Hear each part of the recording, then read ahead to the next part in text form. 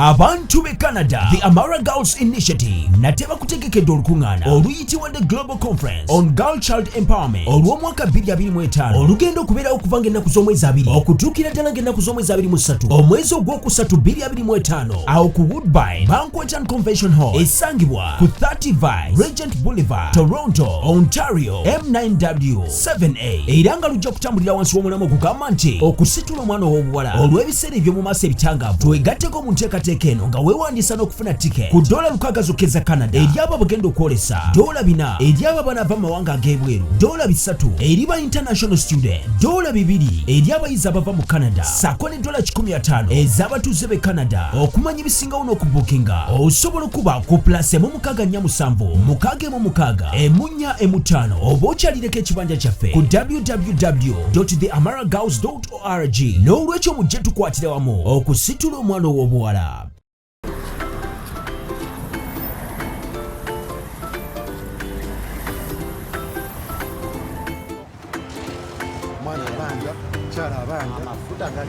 Mpulira naatera okugula emmotoka. Sabaduka ebiveeko ebimotoka tobisobola. Munnindeko. Bino bikola bitya?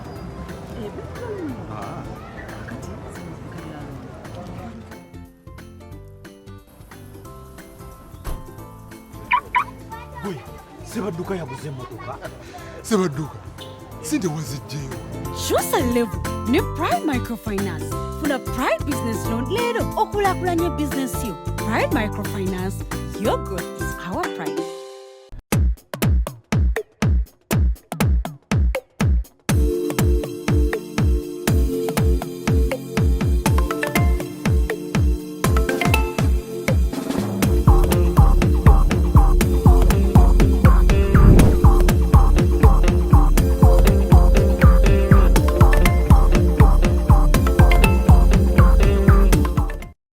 Welcome to yet another edition of Kasuku Live.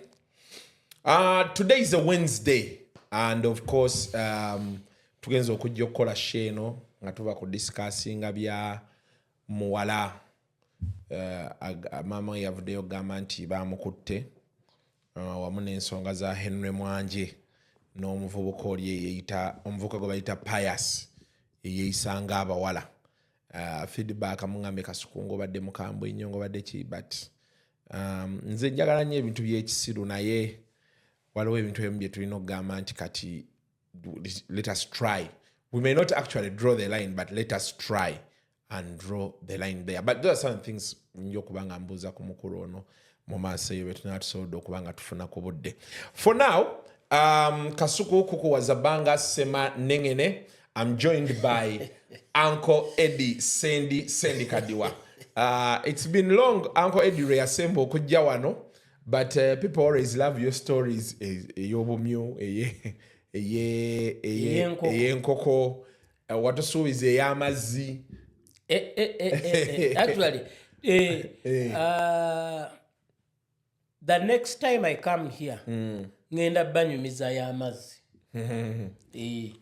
Sigoba muntu mu business nkomubulira bo naye nze nkuwa kati it's up to you okusalawo. Abantu bangi be nasanga ku yenkoko abamu nga bakyalimu naye nga abamu bagamba wali oyogera ku nze n'omugamba anange nalunda nagamba nedda tekisoboka kubanga buli kyoyogera kyennyini kyantuukako.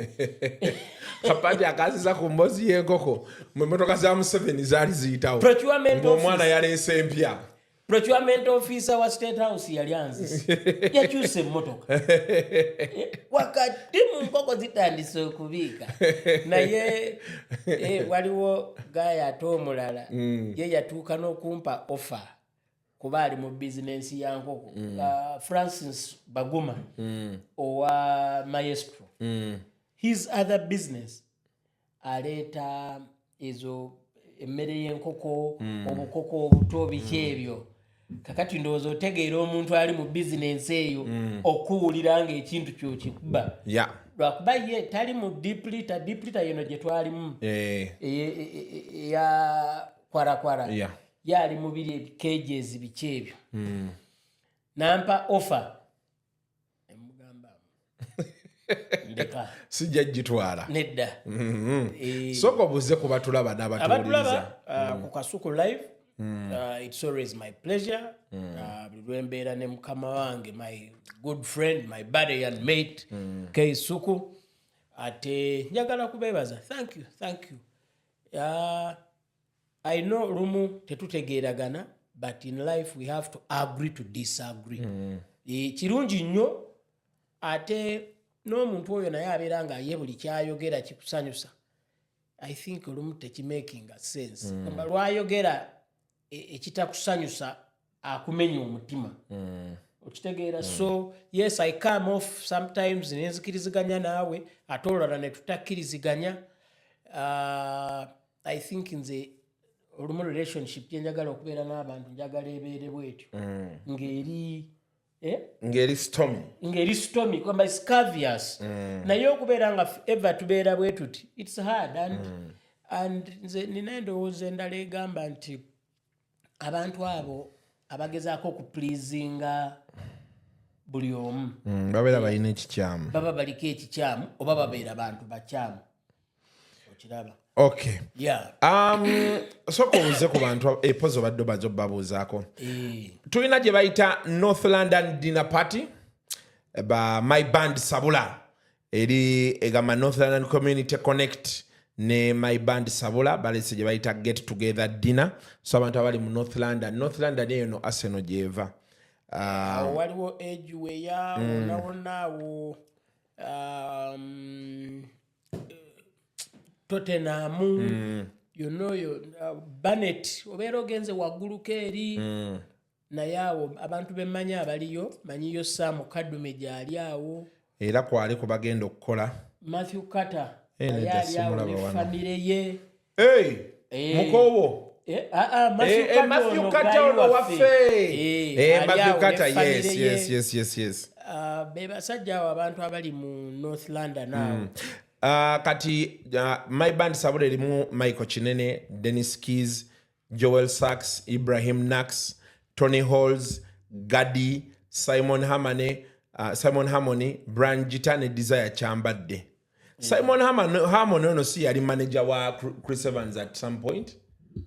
Simon Kisubo yaliko manager wa Chris Evans uno mulaba yagenda Bungereza yes abantu abali mu bandi bana abantu abali Bungereza ambasaba bandi yo mugende mujiwagira abasajja aba balimu mikwano gyaffe naye ate besides kubeera mikwano gyaffe bakuba bulungi yes kintu bakimanyi basajja balinga wano bajja bakubira omuziki ogunyuma bali ludda wawenyini address yatikuwaddawo Saturday 19 this Saturday bali ku N17 or N17 9 EZ Tottenham eyo ye postcode olugiteeka mu booti 917 9 EZ Tottenham webali badegese gye bayise North London Dinner banaye tuyina ne Oberfest egenda kubeera ku Jahazi Pier tandika Friday Saturday Sunday it's a 3-day event buli lunaku mutwalo gwo tugenda kuba tunywa Bell Lager manyi October mwezi gwa beer so tugenda kuba tunywa Bell Lager tugenda kuba tunywa Tusker Light Tusker Malt Guinness Smirnoff Oberfest yes ngambira abategesi ndi muwagizi waabwe nnyo bakumpeereyo taaga zange ebbiri nga zikuba Friday to Sunday ezo ngenda kwogera nabo mwami agaba ssebo nsuubira embeera eyo giwulidde tusolobera Vinka Wininwaji Kitaka John Black Fig Fameka be bakafulumyako bonna bagenda kubeerawo ku Oberfest tugenda kubeera ku enjoyment n'ekintu tukikwasaganya ate teri kinyumanga bia ng'oli eno waggulu olengera amazzi okitegeera womanyira nti otamidde kasita olaba amazzi nga gali ku level yemu naawe omanya akaseregeto kasita kaggwawo it's time to go home naye ffe tugamba drink responsibly era kyembadde ngenda okugamba naye kirungi much as tugamba abantu okunywa but we have to drink responsibly. Yes. Yeah. There also we have the breast cancer run. It's going to be happening this Sunday, October 2. Nakasero Primary School we tugenda ova ku mitwalo 3 gyokka. Squeeze back yaffe yo giraba details zonna kweziri. Tusonda ssente zigula vaani ng'erimu mammogram ku testing kukebera amabeere g'abakazi. Kula bagamba early detection is critical. Mabeere tugakebere nga bukyali bw'oba olina breast cancer olabe bw'onoofuna treatment. Kituufu. Oleme kulinda we bakugambira nti ebbeere tulina oddisalako oba osigazaayo ennaku beeziti. Naye tusaba kiiti muzigule mu bwangu. Abantu banoonya kiiti ku Sande ku makya. Okitegeera. Nedda naawe olimba. Abategesi mubayambe by Friday. Beera nga kiiti omaze ogifuna. Abategesi babeere nti bategeka bulungi. Ani ne bw'oba todduke gwe kiiti gigule ojja gisiibamu awaka. Ebeerewo. Because the cause is worth it. Eddy ebintu byonna by'oleeta birungi nnyo yawandi okuwaayo ko ssente mu bintu ebikulu by'oleeta n'ogattamu n'ekyo ssente za LPO. nina omusajja yansanyusa baamugamba tiowayi waliwo bizinesi eriko naga nze saagala LPO naga ti bwekola booti nze LPO bagimpe nze nkuggyemu tie kati nga tugenda Kiwato ate omusajja n'alinye ku bbaati naye ng'omanye ekiwato obeera okolerera oli alina ssente naye otuuka ebintu ebimu n'okwatamu n'ogamba bw'ogenda okulaakulana mu bizinesi obaako lw'oyiga n'ogamba zino kanzibale yadde LP engamba 90 days kati kanziseetinge mu 90 days kino zijja kusootinga kino wano n'owekola ki wano n'osikamu. Okay, Sandy, interview nina ekintu kye njagala okubuuza, the main question. Abantu bavuddeyo bangi. The other day I was reading, messages zijja nyingi. Kati nesanga oluusi nga ndi mu message 100, 800, So I had messages from as back as last month was September 2nd. Ngangezako kuziddamu zonna. It took me like 2 hours to read those messages and try and reply. So abantu nga bambuuza Sendi waki mukambwe, Sendi waki alina olugezigezi, Sendi waki yeeraga. Kati nga oli omubuuza problem eriki. They refer to some of the instances that have been happening, the way you go hard on people, and of course the latest being one on Namutebi. Omutadde on the spot gwe tokigeza olwali okwogera baati n'omubuukira bano baga nti Sendi yandirinze shone gwa n'ayogera n'omuwala mu buntu naye ngeri you even banged the table wakuwatula noga no tetujja kikkiriza novaayo ne bagamba oba olw'okuba yali ayogera ku bintu nga byalimu bano abaagenda ewa Katikkiro ate musajja wa Katikkiro ne mbaga nti ate wali buzibu. Sendi mumanyi wali. I want to pick on him. Ambadde bagamba oba myaka Sendi oba takyategeera bintu by'abavubuka nenga nti ate wooli nange weeri. Nja kugamba kino ekisooka. Omuntu yenna agamba Sendi tategeera by'abavubuka nsanyusa. Abavubuka tebalina kye bakola kipya. Gwe njagala okimbuli. Bambala mpale, bambala misipi, bambala saati, basiba saawa. The new thing which has been around for years, bakwata masimu. They communicate. Ekikyukamu is the mode. There's nothing new that the young guys are doing. Okitegeera fashion zijja abamu ne bazembracinga abamu ne batazembracing. Nze nja kunyumizaayo ekintu ekiri funny. Mu 1980 waliwo sister wange yali afumbirwa. I was a very young boy. Kati brother waffe nga yamala essaawa namba nga atereeza essaati akasaati nga kalina okuba nga kamukutte okiwulira naye ate ng'empale naye mukutte eno bweti waggulu kati nga wansi bbeero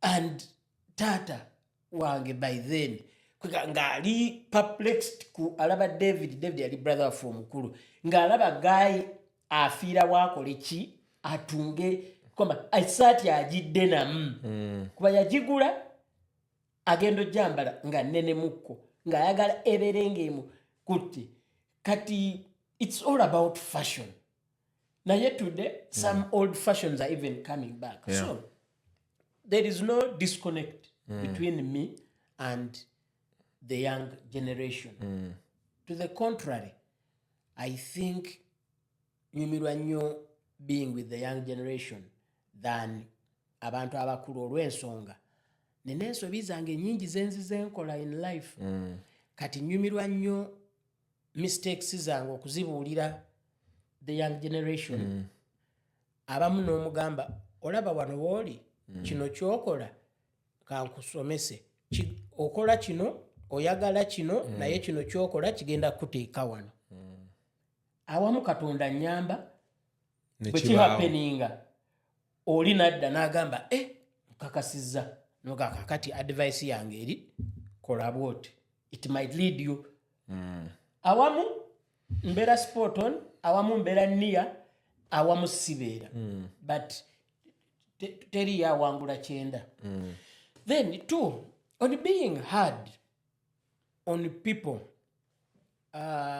tulina obuzibu abantu baffe abamu tebannategeera nti YouTube is serious business ng'omuntu bw'ava awaka n'agenda mu ddwaliro nti dokita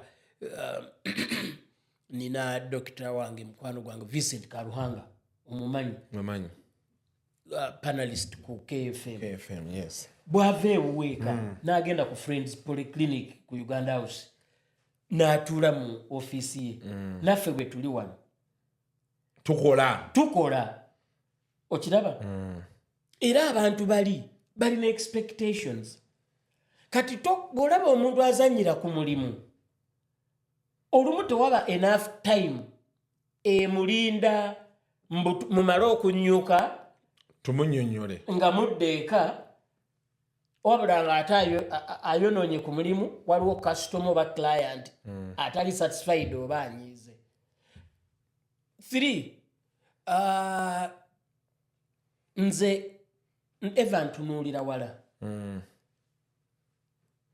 I'm looking at a moment Kasuku live okuhostinga President Museveni nze gye ntunula kati ssaawa eno and beyond because nkukakasa Kasuku President Museveni netumufuna ompedda kigezi nina ebibuuzo byange 40 and it can be a very interesting interview kati on the road to those heights I have no room for mediocrity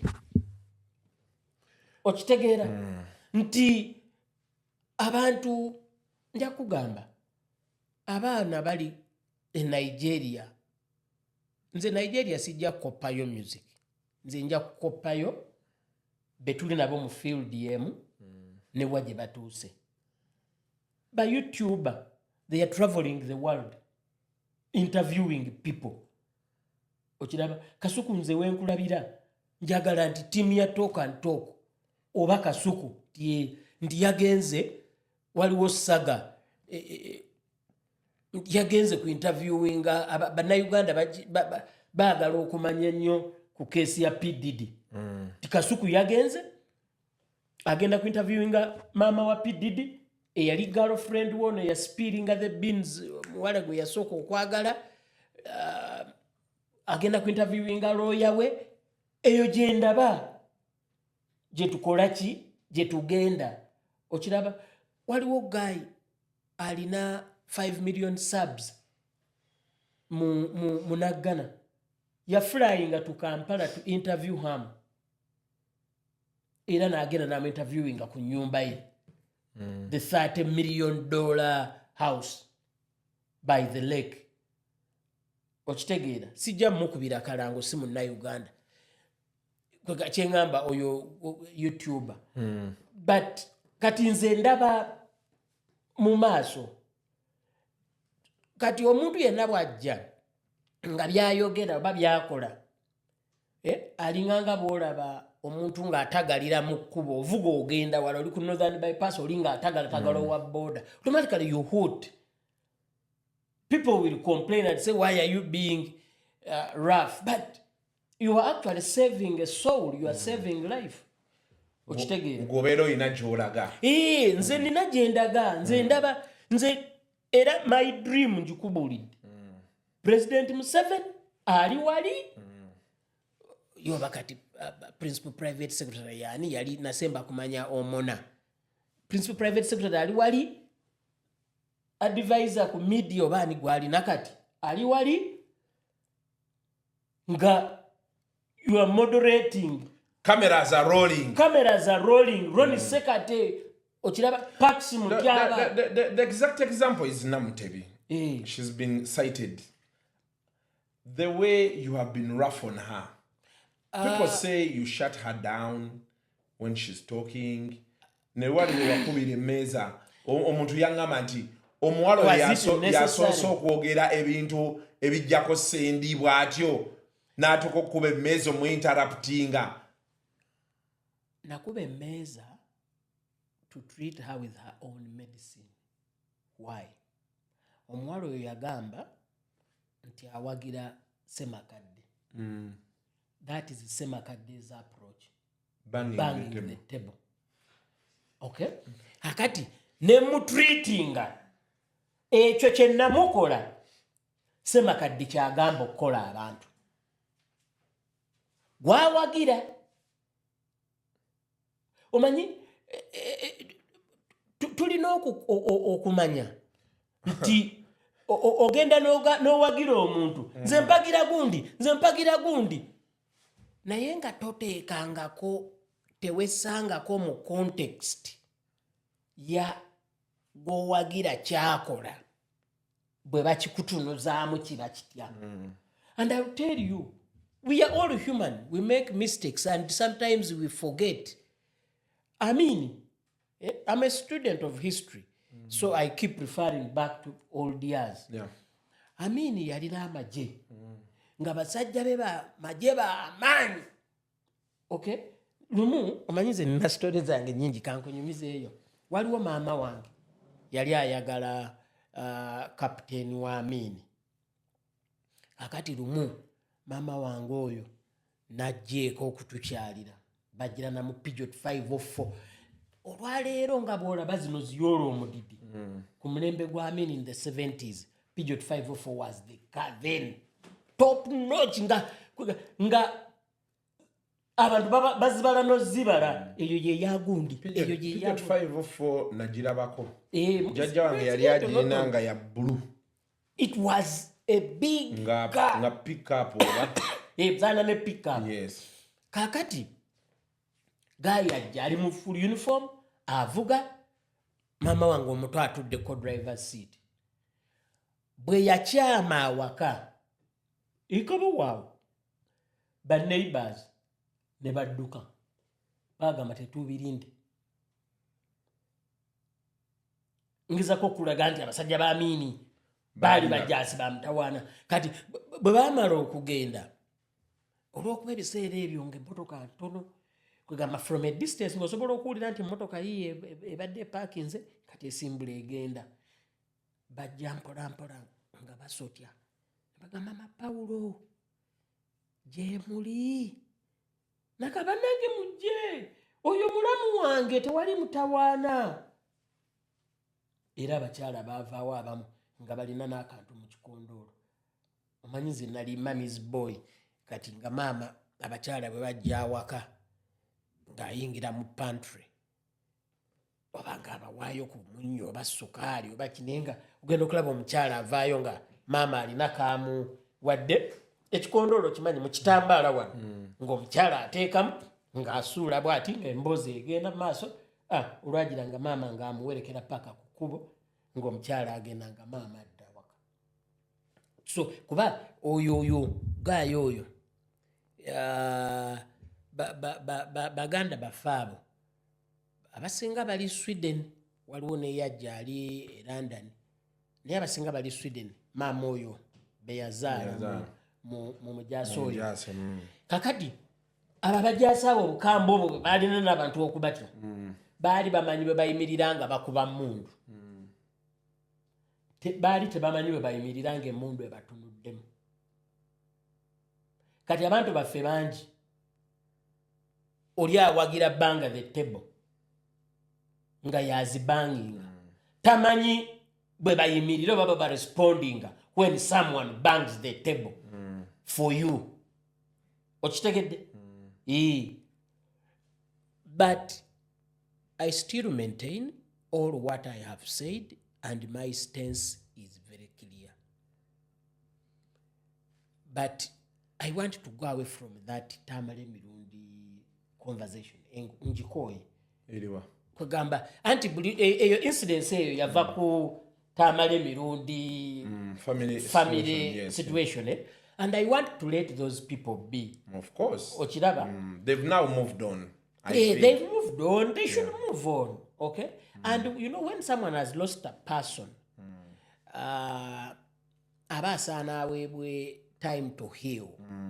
Ochifuna kakati ate bwabanga awona ne wabawo ekidda ate naddamu na relapsing.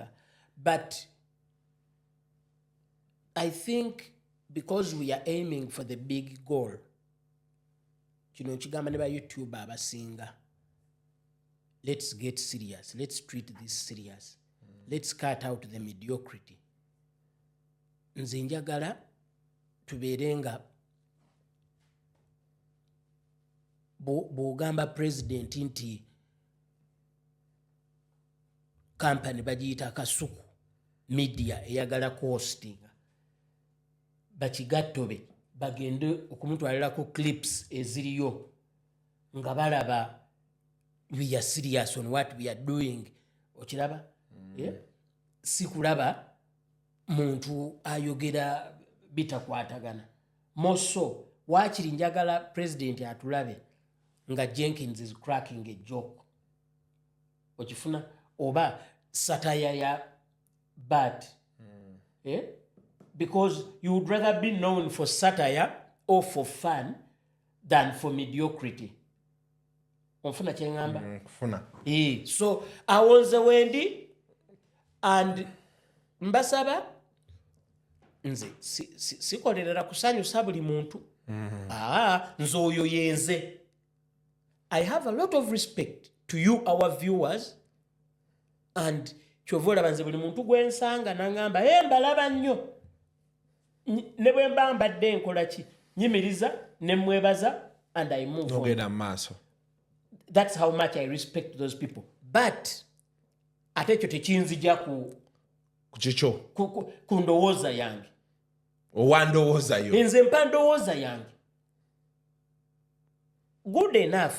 I have received very many people complimenting me. Really? Yes, very many. Ate cutting across. Abali ebulaya, abali kuno, abakazi, abasajja, abavubuka. Olaba nasanga guy nali nkoye Saturday oba saawa nga 10 ez'okumakya 10 kitundu. Nine ebbala gye nali mwawe endongo ekoona ddu ez'okumakya. Gubiro oli kukyusa 10 ez'okumakya ku Saturday. Mbeeraka. Ng'okola ki? Nga neebase. Simwe mukuba abakazi. Mukeera ewaka. Ekyo ngenda kikubuulirako kammale wano. Guy nangamba, Sendi, mbalaba nnyo mwebale. Ne mugamba, webale kutulaba, thank you. Kansubira onyumirwa. Nabanga ayagala okulujjayo. Ne mugamba, kale tujja kuddamu. Yaratandise muganda wange atoloza ninako ennywa. Ne mugamba ati bayi tujja kuddingana. Webale tovaako ku channel. Omuyaye gedola atandise okwata akapapula akaweewe. Nalabanga akuta akapapula ati Samulinda kayuza. Nempeta. Naye, yes, awonze wendi banaye. Okay? My dream with my brother here it's a big dream. Okay?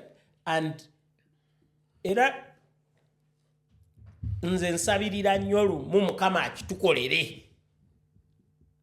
Saagalira ddala COVID test naye kolwo ndigikola. Ne bwe kuli bakuggyako musaayi. Kati medical, genda bakole medical. Tugende kibeerewo. The first YouTube channel to interview President Museveni. Era President yenna ate kati waliwo ebinyuma. President Kagame amanyi Oluganda. Ate naffe pano yaffe yonna tumanyi Oluzungu. Bwa Luganda nga tukwata Oluzungu. Nga tukwata Oluzungu. Nga tukke e Rwanda. Nga tukola interview. Awo nze wendaba. Okiraba? Njagala kati we've done this. This is a very big achievement. Being able to have a studio. Yeah. Nalabye Julius Serwanja. Man Julius Serwanja, I have a soft spot for him. Yeddira Mamba. Sabazonto. And yadali musaga ya sente biki naye yansanyusa. Yaga nti sente yaziri. I'm happy for him. Naye namulabye. What's happy or what makes you happy about him admitting it? Yali asaying Sagala muntu yebuzabuza nga afuka anaaba. Njagala nnyo omuntu bw'abaana abanaabe bw'aba afuke. I hate people who eat money from whatever source. Naye ate bwadda mu public not denying. Okay. And that is a very common practice. Omanyi nina mukulu wange Kibuuka. Waliwo gayi muzeyi simanyi oba gyali oba yafa sijja mwogera. Waliwo omuvubuka yalinga azanya bakayimbira n'agenda e Bungereza. Gayi bw'agenda ng'aweereza taata we ssente. Naye wisdom n'omuntu ndoza bamuzaala ne wisdom. Ben buli lwe yawanga taata w'omuvubuka oli ssente ng'amugamba muzeyi nsaba onsayiningireko wano ku ssente zennyini nga baleeta ka voucher book. Buli lwe yamuwanga nsaba onsayiningireko wano nga ssente ziggwayo. Ben aba ali awo nga muzeeyi yazze. Kumbe yono yabalanga nga tamugirayo voucher book. Ng'amugamba nti muzeeyi ssente zaggwayo. Tinedda teziggwangayo. Yasukama kati muzeeyi ssente zaaweddeyo. Ssente munne teziggwangayo. Ize yakajedde. Ngono ayita ebiseera ebyo accountant wa bakembera baali bamuyita Vicky Nansas. Kati agenda ku Victoria aseeyo gy'akola nga onaakola ki nga amuyita amugamba leeta voucher box ezamuzeeyi kwe yasayiningiranga ssente. Kale kyatwalamuko okubudde okukola ki okuzinoonya zonna. Waliwo kokuswala nga muzeeyi agamba mbu siganye yadde nasayininga naye kirabika saazitwala. But you know different dates. Nga buli kimu kitaalinga bulungi nono nga bwe yamugaa ti ssente zonna wazitwala. Era ne mutabani wo ne mubuulira nti ssente wazimalayo. Kati so omuntu bw'avaayo n'agaa ti nze ssente nazirya. Nze nsanyuka. Tiyeeganye. So naye yajja wano na complimenting, and because we are in the same game with such people. Yes. When they give a compliment okitegeera oyo aba akitegeeza. Simon Kawalata yali wano. Dr. Kwefurukta yali wano. We are all in the same game. Nenga bonna balaba, they appreciate that we've gone a step higher. Yeah. Kakati kwe kugamba nti njagala beyond this tugenda te ku step eddako. Esi yaffe ekola bulungi. President waba ayagala jjana wano n'atuula wano. N'atuula wano. Okiraba?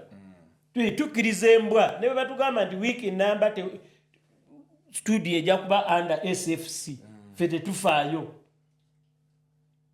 awo wendaga kati oli bwajja ng'afallinga short of having such a dream. I have to crush the person. Serious. I say nyo mwana yakatandika okukola waliwo ebintu byabeera jjo okuyiga anyway. Wulira anti eyakatandika okukola ate yabeera omulungi ennyo nti olina omulagirawo omwokyezaawo omuliro. Naye nze namugamba nemugamba nti kati Sendi bakwokya nawe mwokye bw'omuleka tugenderaawo tejja kuba maanya ya nkoko. Lwaki nga gw'omwokya nga nkola ddabo bbalo sireeta tripo kikuba mu Luganda kikuba mu Luzungu kikuba mu Luganda kikuba mu Luzungu tripo ngattako n'Oluswayiri. You're smelling owunyananuka.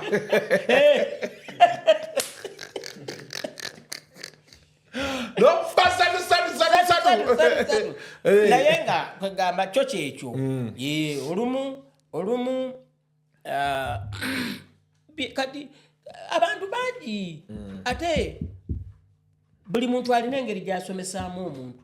Okiraba kati essaawa eno Paximo tyaba tomulaba nga yatereera n'azaala n'omwana.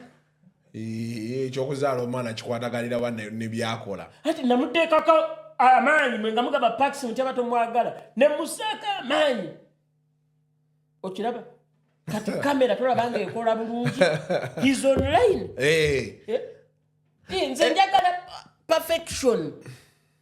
Ojje weetegereze. Nze nsinga okuwa credit tiimu gye tukola nayo off air team. Kimpa moral authority bw'aputing a foot wrong mulye kubanga bw'akola obulungi muwaki ekitegeeza kati oli gwe wayongera amafuta singa omusaka ku luguudo nga yeevuza ebitategeere azungazunga era mulya ngomuga gwe nakuwa amafuta gange DMC ogitereze mu kkubo tokubakuba nnyo jambo okiraba ye bannaye lwani okuba jambo ng'ovuga atakigeza saakunyumiza mayinja yali akayiga emmotoka kati nze story ninayo mayinja yali akayiga emmotoka alina kazini we bamuyita Wire mayinja asanga Wire bali wabba kulya kakati ebiseera by'emmotoka zajjia mayinja alaba Wire asanyuka nnyo okulaba ki musajja we nti ayeevuga. Wire akuba jjamba mayinja tagyeko omukono takubidde Wire ejjamba emmotoka ate tegenze baali bagenda okuyisinganya mayinja n'akuba emmotoka ya Wire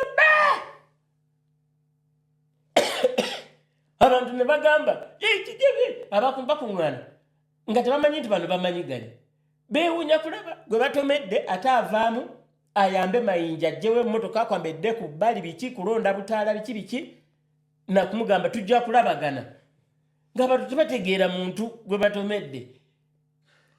Naye Sendi omuntu omu yambuuza nti emboozi ezo Sendi azijja waalimbira ddala misana akola atya? Wire gy'ali mulamu ne ku kalenda awajjawo Ronald Mayinja gy'ali mulamu omwangu ow'okugibanyumiza Grace Sekamati in case bali ababi. Olina emboozi gye wanyumiza ey'amayinja n'egimubuuza n'aseka busesi mbu yalinnya ku stage nga maanyi n'alyoka abantu ne bakuba enduulu Mayinja yayitamu buyisi 10 baali ku Kaleerwe Farmers Hall Kaleerwe nga Mayinja bakatandika okuyimba alina luyimba kyolwo either necklace oba Kireya Kireya njagala nnyo erinnya lyo naye simanyi oba omanyi eryo olwo kati Mayinja bwajja ayingira Judy Mugerwa y'omu baali ku nnanga bw'ayingira abantu ne bamuwa applause ey'amaanyi Mayinja yeekanga yatya buti yayitamu buyisi bamukwatira ku stage nga afuluma agenda ku stage ku road stage eno ya performance yagiddukako ku stage ero gye balindira emmotoka naye Sendi bannaye bwe wali genda obuze producer Judy Mugirwa genda obuze aba Igozi bonna ate abantu baagala ebyekisiru omye yampereze ekifaananyi nga walogaaya mukamaddala g'okupaaka awo naga wano Sendi oli omusajja we yawandagalira wano kati nakakuweereza nalwawo kikonectinga nga nebuuza omusajja ona nemubuuza kikyotegera kati Sendi tojjukira story gye yakunyumiza omusajja yali wano ku paaka kakati ngenda te kunyumiza mayinja akalala ke yakola mayinja oyo yabonaabona nnyo n'okuyiga emmotoka manye emmotoka olwaleero abantu bavuga mmotoka za automatic ezo nnyangu naye ebiseera by'emmotoka zaalinga nkadde manual this is 30 years ago kati manual ekaluba clutch ekaluba biki technology etannaba kujja olwaleero n'emmotoka eya manual egonda clutch biki technology kwamba agonzezza nnyo ebintu kakati mayinja agenda ku Bat Valley ayite Wakiseka aba ayambuka bwati nga Equatorio jamu amukwata mayinja asiba addamu okwagala okusimbula emmotoka edda emabega amuli emabega mayinja yeekanga agisiba ezikira agikuba eyaka addamu okwagala okuba nga asimbula edda emabega oyo akuba engombe bubi nnyo mayinja n'agibuukamu namugamba owaaye lekera okunkubira engombe naawe oba oyagala gwe jangu ogijjewo ati oli n'abuuka mu ye najje n'agijjawo n'aweta ku William bwati mayinja ne yeeyunya Sendi mayinja akyali mulamu Sendi sebo ulira mayinja akyali mulamu so mukulu Sendi eyo si yejja okuba emmanya y'enkoko togezaako n'okola ebyo ebintu naye no ekisoboka owaayi emmotoka etabuka oluusi nkugambye emmotoka yatabuka ng'omusajja bwe bakuba engombe emmotoka n'agivaamu n'ayita oli nze be nali naakatandika ndi ne basiima ogenza oyo tuli mu black bomba njijjukira bulungi njivuga olwo tugenda Kachiri Gardens awo twali tutegeseyo ekivvulu wakyali kya Easter tutegese Kachiri Gardens tugenda mu kugenda wano emisana twagenda tulaba bulungi biki zigenda oyingira sawa ng'emu nga twakayisawo St. Augustine's College awe Wakisaawo kati basiima kubuuza amataala gagenderako wa ffenna tetumanyi nangamba kati tugenda vuga naye vugira eno nga ku mwala nze eno benkugamba nti tutuuse ku mwala ng'ogizza eno okitegeera vuga ng'okwata kalayini kati ye ng'omutwe agutadde bweru nvuga nti bwangamba gogenda gwayo nenjise nga tubala nti betubeera eno tewali kigenda okitegeera okusinga okubeera eri okubagana najja sebo kwe kugivuga ne tugituusa naye nga tetumanyi nti bw'okola booti gamataga twabiyiga tutuuse eri taata wa Kayemba Abudu yatuyigiriza natuga nti amataala gagenda kubeega tikiro era ne muga nti Haji sijja kusobola kuzzaayo mmotoka eno Kasuku kamba twali n'atuvuga otuzza mu kyoko waawe obudde bwali buzibye ziri ssaawa 4 za kiro okitegeera kati wekugamba nti mayinja oli mutuufu omusajja yamukuba engombe mayinja n'agibuukamu neyeekanga namugaa nti nawe okubakuba engombe ngoba oyagala jangu ogijjewo jangu ogivuga ogitwale anyway that has been my conversation with Sendi. I think he answers some of your questions. I know mugenda kunyiga abasajja abangamba mbu toyagala noopu by the way olina obuzibu n'aba noopu mbu buli kiseera oba okuba noopu jaabu n'omukulembeze waayo buli kiseera oba bakuba jaabu wano ku show ne ku Vibe Life bw'ofuna omukisa ekyo nakyo nja kiddamu abatulaba amazima gali nfuula ow'eddembe kakati ngenda banyumizaayo situation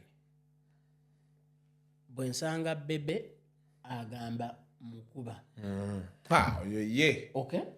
Naye naku zino mwategeeragana. Nedda. Nze si mukuba. Okola ki? Nze kasita putting a foot wrong. Ng'omuwa ebibye. Nga muwa ebibye. Gwe wali ondabyeko nga njogera ku mukinjaajo? Wali ondabyeko nga njogera ku gundi ku psychiatrist ebutabi. The moment you come into the public domain, nga kyokola kiri mu public, it means you open up yourself to criticism and credit equally. I don't have any problem with Noop. Ochiraba? Era those who matter in Noop know you. it, and they know me.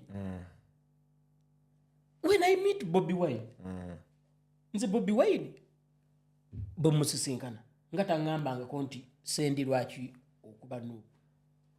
And yes, yet he has the audacity to talk to me kuba tumanyiganye. Naye akyalina obudde obwo. Sebo. Olaba President Museveni naye alinako baakubira n'agamba lwaki onkola bwoti. Ng'oyiseewo. Okiraba? Kakati mufumbira wayiswa. Tumanyiganye. Ku Jevaini wali mubeera mwenna.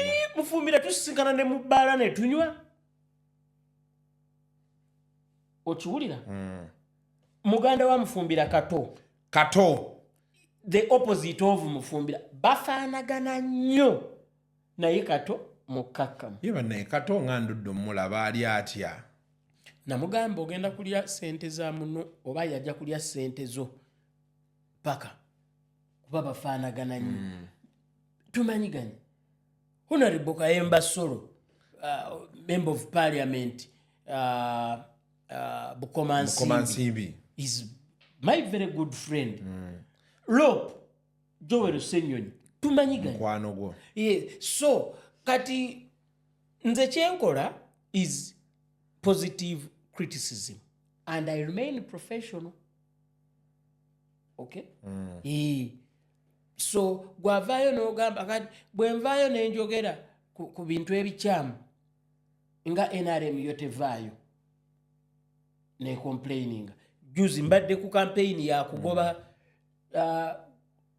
motoka ya police 99 ebadde nga wali mu Kabaka njagala ku Royal Mile ng'omusajja akuba etooki. By the way njagala kuyita wanena ku Saturday nja kyogerako okwebaza police administration. Simanyani tewali yankubidde so simanyi wani wakwa credit naye kanjiwa abakulu ba polisi patrol weekend 2 tekyabeerawo. Balabika baawulira omulanga gwange ne bagijjawo. Okitegeera? So Noop muli kibiina kya bufuzi bwe mukola ensobi expect criticism. Bwe mukunaakwako ekirungi kye mukoze trust me I will give you due credit. But thank you for clearing the air on that. I think we put that to bed and we map a way forward. Tugenda maaso. Tugende maaso. Namukasa namuganda, Namutebi namuganda nti bwakukona nawe mukone siyaleta ebisigaye tunaabirabire. Yakomawa. Yakomawa. Addamu muwuliza nga akuba mataffaali. Eyo theory ne tumanya nti doesn't work. And where is Chameleon?